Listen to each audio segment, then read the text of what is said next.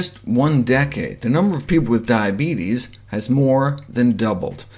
According to the Centers for Disease Control and Prevention, by 2050, 1 out of every 3 of us may have diabetes. What's the big deal? Well, the consequences of diabetes are legion. The #1 cause of adult-onset blindness, the #1 cause of kidney failure, the #1 cause of surgical amputations. What can we do to prevent it? Well, the onset of type 2 diabetes is gradual, with most individuals progressing through a state of pre-diabetes, a condition now striking approximately 1 in 3 Americans.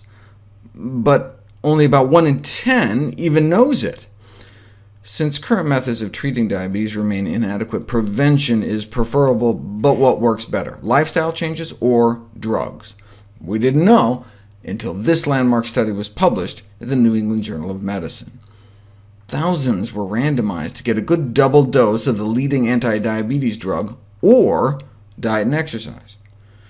The drug, metformin, is probably the safest diabetes drug there is, does cause diarrhea, and about half of those who take it makes 1 in 4 nauseous. About 1 in 10 suffer from asthenia, from the Greek meaning lack of strength, causing physical weakness and fatigue.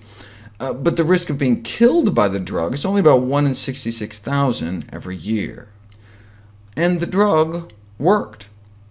Compared to placebo, in terms of the percentage of people developing diabetes within the 4-year study period, fewer people in the drug group developed diabetes. But diet and exercise alone worked better. The lifestyle intervention reduced diabetes incidence by 58%, compared to only 31% with the drug. The lifestyle intervention was significantly more effective than the drug and had fewer side effects.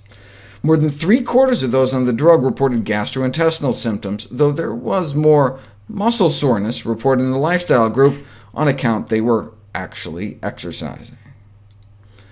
Other studies subsequently found the same result. Non-drug approaches, superior to drug-based approaches for diabetes prevention. And the 50% or so drop in risk was not for people that actually improved their diet and lifestyle, but just those instructed to improve their diet and lifestyle, whether or not they actually did it. Check this out.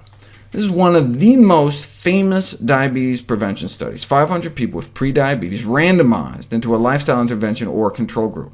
And during the trial, the risk of diabetes was reduced by that same 50 to 60%. But only a fraction of the patients met the modest goals. Even in the lifestyle intervention group, only about 1/4 were able to eat enough fiber, meaning whole plant foods, and cut down on enough saturated fat, which in this country is mostly dairy, dessert, chicken, and pork. But they did better than the control group, and fewer of them developed diabetes because of it. But what if you looked just at the folks that actually made the lifestyle changes, met at least 4 out of 5 of those wimpy goals? They had 0 diabetes. None of them got diabetes, 100% drop in risk.